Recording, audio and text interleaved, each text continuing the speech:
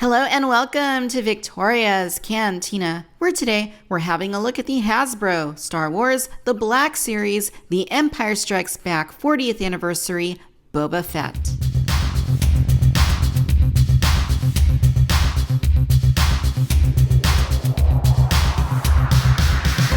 So yes, I already reviewed this figure a number of years ago when it first made its debut in the Black Series 6-inch line, but it's back for the third time. Previously it was in the archive line. I never found that in stores, so I never added it to my collection, which was fine because it was basically a repack. And here it is for the third time on a gorgeous Kenner card back. And it's a little bit different this time from the original release and the archive release. So I was inclined to do a review of it for that reason. As you can see, the packaging is that gorgeous vintage aesthetic, which goes back to the Kenner packaging for the Empire Strikes Back toy line. I think it's gorgeous, it's timeless, it's classic, and Hasbro really can't go wrong when it comes to Boba Fett. They always sell. He should always be in circulation, so it's really nice to see him once again. At the back, we get a look at other figures that are available in this wave. I came upon this wave at my local Target a couple weeks ago and picked up some of the figures from the wave. We've already looked at Darth Vader, we've already looked at the Snowtrooper. Here's a comparison of our 40th anniversary The Empire Strikes Back Boba Fett with the San Diego Comic-Con 2019 exclusive Star Wars Boba Fett, which of course was based on the Kenner coloration of the figure. As you can see, the cards are kind of similar, but they're also pretty different. I mean, obviously you have the name pill, which is yellow on the 40th Empire release, and on the San Diego Comic-Con version, it's orange, as well as the backgrounds. You also have that thicker card that comes on the exclusive figure. It's a thicker card back, and then of course it has that holographic sort of effect to it, which is pretty cool and is pretty fun for those exclusive releases. Just a quick comparison of the back. I really like the Comic-Con version. It just, it's very unique. It was a special release figure.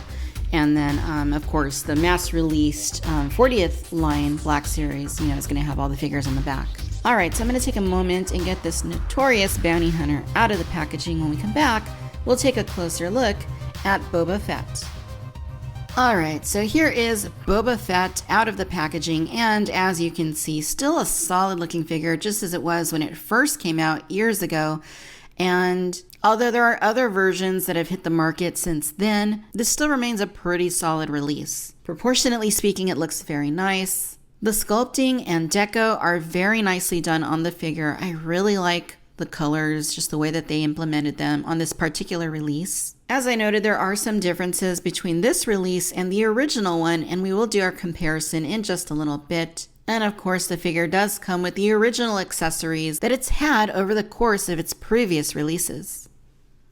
Alright, so getting up close and personal with the notorious Boba Fett, and depending on how much you like Boba Fett, should relegate how close you get to this fearsome bounty hunter. Like I said, the sculpting has always been really nice on this figure. It's always been a standout for Black Series, especially back when it was released. It was, the first 6-inch Boba Fett figure ever. So it was really cool. It still is really cool. As far as paint goes, looks really nice. There is a little bit of green right here on the side of the visor. I think that should be like this red color like it is on this side. It still looks all right. Not the, huge deal. The antenna is a little bit fat. That is something that other companies have kind of corrected with their own versions of Boba Fett. Of course, it doesn't tinge down either, as it did in the film. But the rest of the sculpting, remains good. It's solid for the time that it came out, and it remains pretty solid in 2020. Like I said, there's a little bit difference here in terms of the coloration. The pack still comes off just as it did before. It actually comes out of the package wearing the backpack already, so it's not something you need to worry about putting on there, and it's actually in there pretty good. So that's what that looks like on that side. We do have the soft goods cape, which is kind of like a paper mache feeling thing. It's pretty stiff. You can see it has some fraying on it. It's not bad. It is a little bit long. I think it's a little too long, actually. Like you can see it basically goes down to his feet. But it's not terrible. It gives a pretty neat, distinctive look to the figure. Coloring on it's very nice. I really like the shades of greens and mustard yellows that they went with. There's plenty of little color details on here. Some yellow on the helmet. Deeper reds here around the visor. The visor itself is kind of like a black. It's not the darkest of blacks. And then there's kind of a metallic quality to his chest armor that you can see here.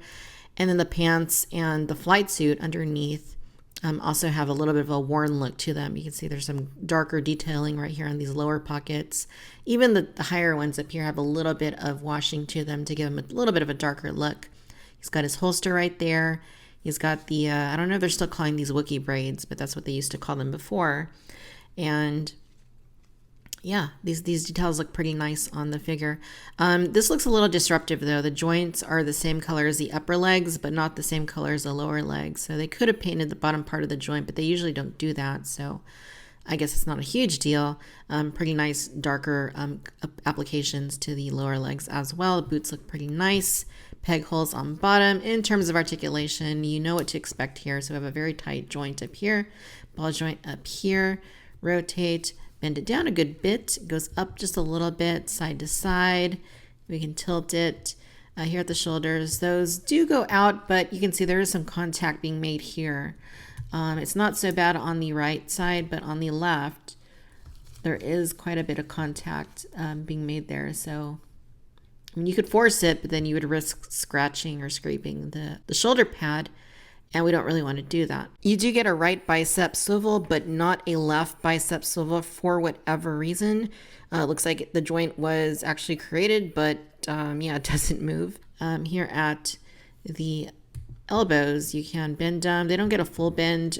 Again, there is contact because of the gauntlet hitting on the arm, on the bicep. You can rotate the bicep independently of the elbow. If you grab it just right, you can do that.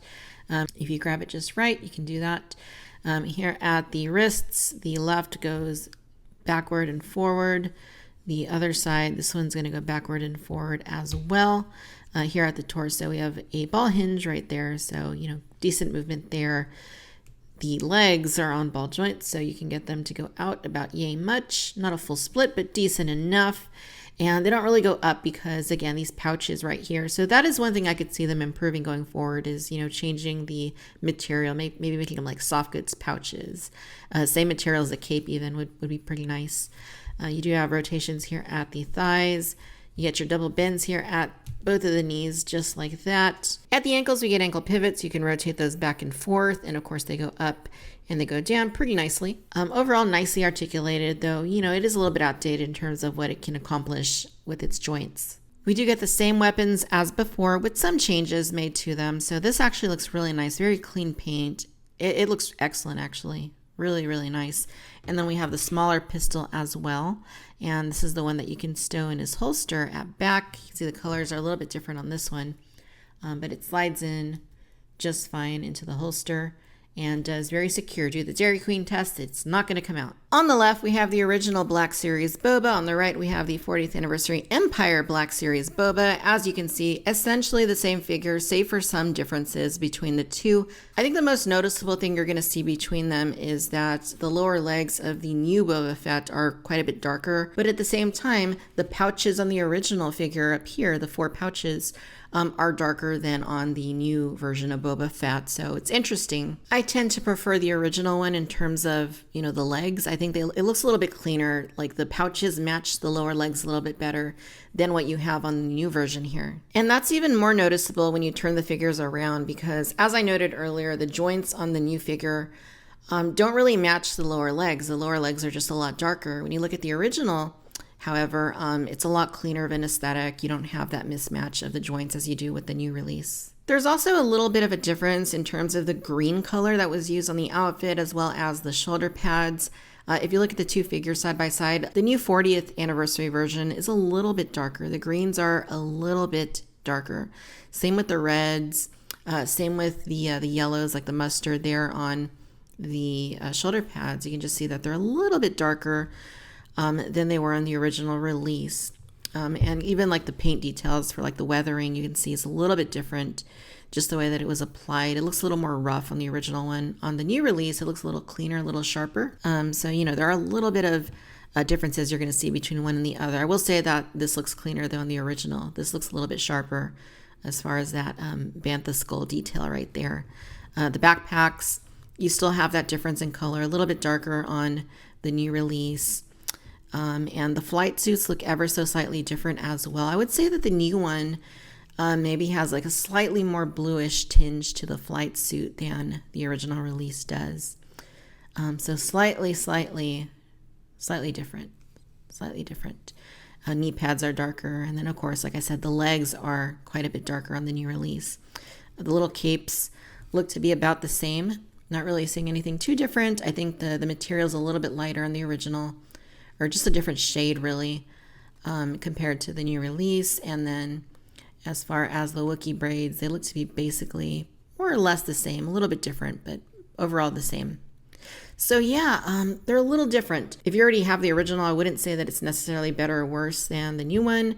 I think that the legs do look better on the original release, just the weathering, especially from the back. I think, the original one looks a little bit better. But I find that the joints function a bit better on the new release. So pros and cons to either one, I guess. In terms of the rifles, you will see that the original release here is also slightly different.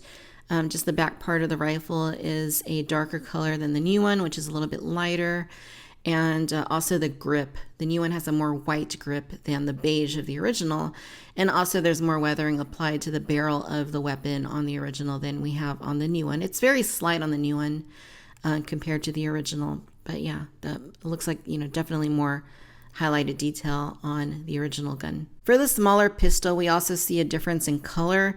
The original release is more of a solid brown color, whereas the new version is more of a reddish brown color. The silver detailing on them is pretty similar, however. Here's the comparison with our other two variations of Boba Fett. Of course, in the center, we have the Walgreens exclusive prototype armor. And on the left, we have the San Diego Comic-Con exclusive Kenner release. I haven't yet been able to bring myself to open this one. I just haven't gotten there yet. So I really like seeing, the contrast between the various looks of Boba Fett. Who knows what they'll do next? And just a quick comparison of the Black Series Boba Fett along with the Mafex Return of the Jedi Boba Fett and the SH Figuarts Return of the Jedi Boba Fett. Of course, the Hasbro version is based on The Empire Strikes Back, so there are some differences in costume, but this does give you a pretty good look at the differences between each company's versions of this character. I still think that the Mafex is the absolute best 6-inch version of Boba Fett on the market, though I do feel it's a bit of a toss-up between the Black Series and the SH Figuarts, just because the SH Figuarts, while a very nice figure, very crisp, sharp details on it, does look a little bit cartoony with how it was painted and how clean it looks. But definitely, if you're only looking to spend $20 and be set with a 6-inch Boba Fett figure, well then, no doubt about it, you would need to go with the Black Series release. Alright, ladies and gentlemen, so there you have it. This is the Hasbro Star Wars The Black Series 40th anniversary of The Empire Strikes Back Boba Fett. Overall, you guys, it is always great to see Boba Fett back on the shelves, especially when he comes accompanied with vintage style packaging. You can never go wrong with vintage style packaging. Figure looks marvelous on the card, and he's great out of the package as well. If you have the original release, there's really not a reason to get this one too. Obviously, I'm a bit of a collector. I like variations, and I didn't have a second loose Boba Fett in his regular costume, so I don't mind having a second one. I don't think that's a bad one to have an extra of. As it was when it originally came out, the figure has a very nice sculpt. It's got very nice paint, though arguably not quite as nice as the paint on the original release. Weapons are painted a little differently, but I do find the articulation to function a little bit better on the new version for whatever reason. All in all, it's solid. If you don't yet have Boba Fett, obviously this is the one to add to your collection. You can still pre-order him from various online toy stores. No doubt he's going to be a popular sell. He always is. Doesn't matter how many times they release this figure. I mean, people always gravitate to Boba Fett. They always buy him. He's just popular. So very nice to see him in the Black Series 40th anniversary Empire Strikes Back line. I think it's a perfect fit. I think it's something that obviously needed to happen. Not quite sure why most of the other bounty hunters didn't happen, but in any case, Boba's in the collection, and that is really great to see. Alright, my friends, I hope that you've enjoyed this video. Let me know your thoughts down below. Which version of Boba Fett do you like better? Will you be adding him to your collection? Sound off in the comments. Be sure to follow me on Facebook, Instagram, Twitter, and TikTok.